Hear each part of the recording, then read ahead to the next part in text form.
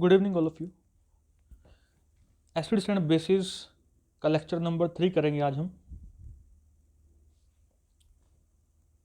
इससे पहले हमने आर्हीनियस कंसेप्ट, ब्रोंस्टेड लोरी कंसेप्ट किया और ल्यूइस एसिड बेस कंसेप्ट किया। तो आज हम करेंगे start lux Flood concept of acids and bases. देखिए, आपको याद होगा कैल्शियम ऑक्साइड बेस है या एसिड, अभी तक कोई भी कंसेप्ट क्लियरली बता नहीं पाया। ठीक है, आर्हीनियस कहता था एसिड H+ देगा पानी में, base will give OH- in water, और ब्रोस्टेड लोरी ने कहा कि एक H+ देगा, जो देगा वो एसिड है या प्रोटॉन कह लीजिए, और जो प्रोटॉन को एक्सेप्ट करेगा दैट इज़ बेस। तो कैल्शियम ऑक्साइड तो कुछ नहीं कर रहा था ऐसा। फिर लुईस एसिड बेस कंसेप्ट में इलेक्ट्रॉन डेफिशिएंट या इलेक्ट्रॉन डोनर की बात करी। तो अब देखिए एग्जाम्पल हमारे सामने है, calcium oxide that is giving O-2 oxide ion दे रहा है। तो यहाँ लक्स फ्लड कंसेप्ट के अकॉर्डिंग एसिड वो है that can accept oxide ion and base is that which can donate oxide ion। ठीक है, जो एक्सेप्ट कर लेगा, जो ले लेगा that is acid, जो दे देगा that is base। तो यहाँ देखिए कैल्शियम ऑक्साइड टूट के क्या दे रहा है, O-2 दे रहा है, ऑक्साइड आयन दे रहा है, सो that is a base according to this concept। Na2O that is also giving O-2, so that is also acting as base। इससे पहले हमें ये बात नहीं पता थी, ठीक है, मतलब मुझे पता थी और आपको पता चल गई। तो अब देखते हैं एग्जाम्पल ऑफ एसिड SO3। इसने O-2 को लिया, तो अगर लिया है, एक्सेप्ट किया, then it is acid SO4-2 बना दिया इसने। ठीक है, अदर एग्जाम्पल्स देखिए, कंबाइन करके है CaO + SiO2। अब देखिए कैल्शियम ऑक्साइड हमने अभी देखा था that is giving O2-, so that is base.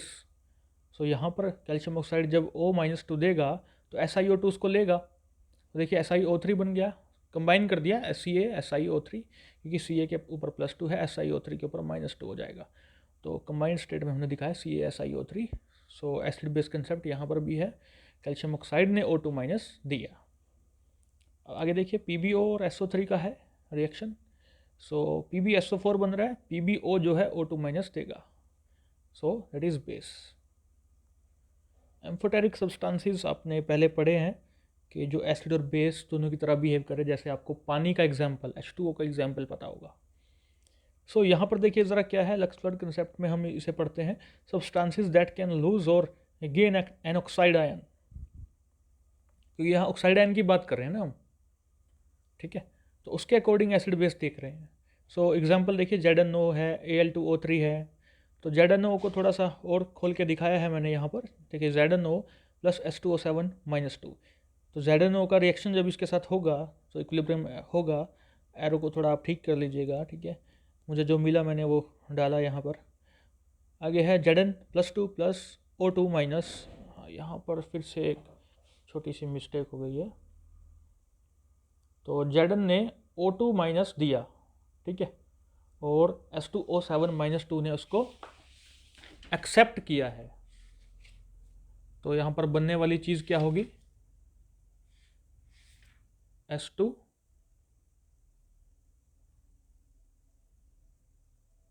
या तो H2O8-4 कह सकते हैं आप उसको, और बेहतर तरीका ये होगा कि आप इसको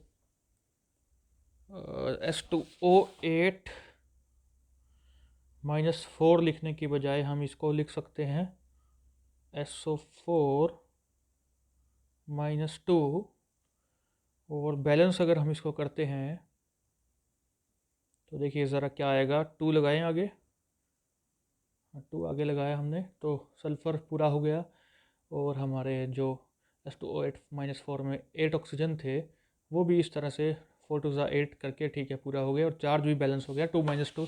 ठीक है, 2SO4-2 आप लगाएंगे, या आप H2O8-4 भी लिख सकते हैं, लेकिन बेहतर है कि आप 2SO4-2 ही लिखें।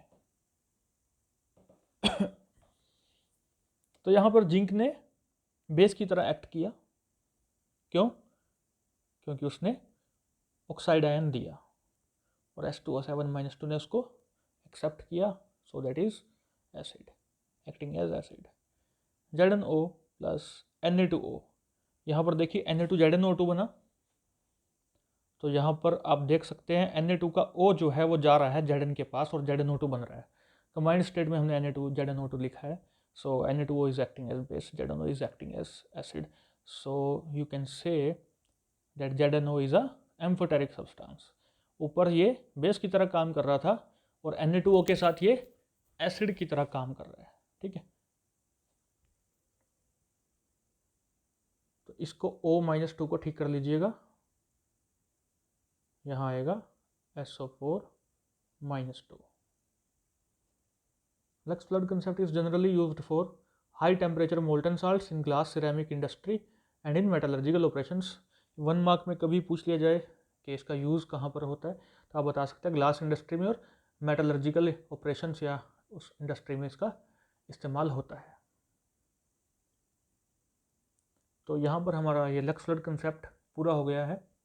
उसके बाद हमारे सिलेबस में है solvent system concept of acids and bases, जिसका दूसरा नाम है कैडी-एल्सेज कंसेप्ट। तो देखिए इसके अकॉर्डिंग पहले तो डेफिनेशन को थोड़ा सा ध्यान में रखिएगा, उसके बाद ही हमारी सारी प्रॉब्लम्स आपको समझ में आएंगी।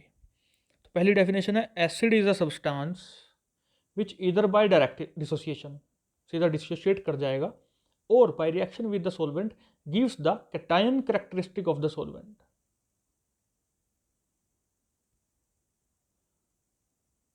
देखिए एसिड की बात कर रहे हैं, या तो डायरेक्ट डिसोशिएट करेगा, सॉल्वेंट के साथ रिएक्शन करेगा, क्या देगा ये इंपॉर्टेंट है, cation characteristic of the solvent. Base में क्या होगा देखिए, डायरेक्ट डिसोसिएशन करेगा या रिएक्शन करेगा सॉल्वेंट के साथ, देगा क्या, anion characteristic of the solvent. तो यहाँ पर ये चीज़ इंपॉर्टेंट है कि जो एसिड है वो कैटायन कैरेक्टरिस्टिक देगा, जो बेस है वो एनायन कैरेक्टरिस्टिक देगा, ये इंपॉर्टेंट है। अब देखिए जो चीज़ मैंने कही वो आपको समझ में आएगी। यहाँ पर केस फर्स्ट देख रहे हैं, H2O सॉल्वेंट है, जब टूटेगा या डिसोशिएट करेगा तो क्या देगा, H++OH-, या फिर आप दूसरी फॉर्म में अगर 2H2O ले रहे हैं तो H3O++OH-, एक ही बात है, ठीक है। बस 2 वाटर मॉलिक्यूल हैं तो H3O++OH- हम लिखेंगे, बैलेंस हो जाएगा उस हिसाब से। कैटायन कैरेक्टरिस्टिक क्या है, H+ या H3O+, एनायन कैरेक्टरिस्टिक क्या है, OH-, दोनों ही जगह सेम है। H+ इन एक्चुअल एग्जिस्ट नहीं करता, H3O+ एग्जिस्ट करता है, लेकिन हम H+ का यूज़ कर लेते हैं वाई, क्योंकि लिखने में आसानी होती है। H3O+ थोड़ा टाइम लेगा, ठीक है। तो H3O+ इन एक्चुअल एग्जिस्ट, तो खैर कोई बात नहीं, हम दोनों का यूज़ करते हैं, गलत नहीं करेगा कोई। तो H3O+ जो है कैटायन कैरेक्टरिस्टिक है और OH- जो है एनायन कैरेक्टरिस्टिक है, कौन से सॉल्वेंट की, H2O की। अब कोई भी एग्जाम्पल आपसे पूछा जाए जहाँ पर कोई सब्सटेंस वाटर में डाला जाएगा, अगर H3O+ मिला तो हम बोलेंगे ये एसिड है, अगर OH- मिला तो हम बोलेंगे ये बेस है। एग्जाम्पल आपके सामने है HCl, नीचे की तरफ ब्लू में देखिएगा, ब्लू कलर में HCl है, उसको पानी में डाला गया HCl+H2O, उसने H3O++Cl- बनाया, तो H3O+ का निर्माण इसने किया है, इसका मतलब it is giving cation characteristic of the solvent according to the definition of Caddy-Alsace concept। So HCl is acid, आप जानते भी HCl एसिड है भाई, ठीक है। अमोनिया जब पानी में डाला जाएगा तो रिएक्शन होगा और कुछ बनेगा हमारे पास NH4++OH-। अब देखिए इसने क्या दिया, OH- दिया, इसने H3O+ नहीं दिया, OH- दिया, और OH- क्या है, anion characteristic of the solvent. और जो anion characteristic of the solvent दे रहा था, पीछे देख लीजिए एक बार, वो कौन है, बेस है, base anion characteristic of the solvent देता है। तो यहाँ पर सिद्ध हो गया कि अमोनिया जो है बेस है, HCl is an acid. Case 2 भी देख लीजिए, इफ सॉल्वेंट इज अमोनिया तो रिएक्शन ये होता है 2 अमोनिया इक्विलिब्रियम NH4+ NH2-। ठीक है, इस एरो को आपने ऐसे कर लेना है, आप समझदार हैं, कर लेंगे, ठीक है। एग्जाम्पल देखिएगा, NH4Cl लिक्विड अमोनिया में डाला गया है, यानी कि सॉल्वेंट क्या है, लिक्विड अमोनिया है, पानी नहीं है, ठीक है। इसने टूट करके दिया NH4++Cl-। ऊपर वाले रिएक्शन के साथ इसका कंपैरिजन कीजिए, क्या ऊपर है और क्या नीचे है। देखिए ऊपर NH4+ था, क्या नीचे है, हाँ जी है। so that is giving cation characteristic of ammonia solvent, so it is acting as acid. whereas KNH2 liquid ammonia में क्या दे रहा है भाई, K plus plus NH2 minus, तो K प्लस तो ऊपर वाले रिएक्शन में नहीं है देखिए, लेकिन जो NH2 माइनस आपको यहाँ नीचे दिखाई दे रहा है वो ऊपर भी है, so KNH2 is acting as base. Why KNH2 is acting as base? Because it is giving NH2 minus and that is anion characteristic of the solvent. ठीक है, अकॉर्डिंग टू डेफिनेशन ध्यान में रखिएगा। सोलवेंट रिएक्शन जो है, basic reaction जो आपको ऊपर की तरफ दिखाई दे रहा है सबसे, वो आपने ध्यान में रखना है। कौन सा है? ये वाला। ठीक है, ये जो रिएक्शन है ये आपको ध्यान में रखना है। पिछले वाले में हमें क्या याद रखना था, हमें H2O का रिएक्शन याद रखना है, जो कि याद होगा आपको। यहाँ पर अमोनिया का रिएक्शन याद रखना है, NH4 plus plus NH2 minus. और केस 3 देखिए, केस 3 में मैंने SO2 इज सोलवेंट, तो ये रिएक्शन याद करना है। SO2 क्या देता है, SO plus 2 plus SO3 minus 2 देता है। एग्जाम्पल देखिएगा, SOCl2 लिक्विड सल्फर डाइऑक्साइड में आपको दिया हुआ है, बताइएगा, सोचिएगा, बता तो नहीं सकते, सोचिएगा। SO plus 2 plus 2Cl minus, तो हम देख पा रहे हैं ये SO प्लस 2 दे रहा है, जो कि सबसे ऊपर जो रिएक्शन है, बेसिक रिएक्शन जो इस सॉल्वेंट का SO2 का है, वहाँ पर SO प्लस 2 मिल रहा है, यहाँ पर भी मिल रहा है, बाकी तो Cl माइनस है, उसका ज़रूरत नहीं है। सो SO प्लस 2 अगर मिल रहा है, it means it is giving cation characteristic of the solvent. Solvent क्या है, SO2 है, सो इट इज़ एसिड। नीचे देखिएगा रिएक्शन में Na2SO3 क्या दे रहा है, 2Na plus plus SO3 minus 2 दे रहा है। ठीक है, लिक्विड सल्फर डाइऑक्साइड में। तो फिर क्या होगा, सल्फर डाइऑक्साइड का रिएक्शन देखिएगा, SO3 माइनस 2 था वहाँ, ये पेन के साथ बता देता हूँ आपको। SO2 माइनस ऊपर भी है और SO2 माइनस यहाँ भी है। So anion characteristic of the solvent दे रहा है। सोलवेंट क्या है, SO2। यहाँ देखिए सोलवेंट क्या है, liquid sulphur dioxide. Sulphur dioxide का रिएक्शन ये रहा ऊपर। सो SO3 माइनस 2 मिल रहा है, तो Na2SO3 is acting as base. ठीक है, 3 केस मैंने समझा दिए। 4th, 5th, 6th केस का मैंने बेसिक रिएक्शन आपके सामने लिख दिया है। जब CH3COOH सोलवेंट काम करेगा तो ये रिएक्शन है, ये देगा CH3COOH2 plus plus CH3COO minus. Case 5 देखिए, H2SO4 जब सोलवेंट की तरह काम करेगा तो क्या रिएक्शन होगा, H2SO4 क्या देगा भाई, H3SO4 plus plus HSO4 minus देगा। ठीक है, केस 6 देखिए, N2O4 क्या देगा, 2NO plus plus NO3 minus.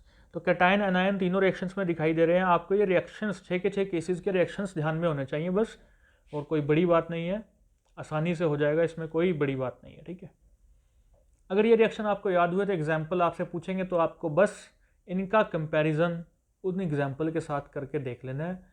वहाँ अगर कैटायन मिल रहा है, इनका मतलब मैचिंग हो रही है, देन इट इज़ एसिड।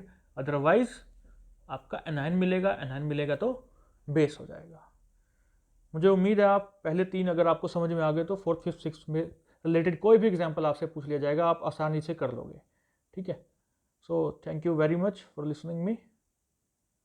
अगले लेक्चर में कुछ और आगे के कंसेप्ट्स हम जरूर करेंगे। Thank you again, thank you very much.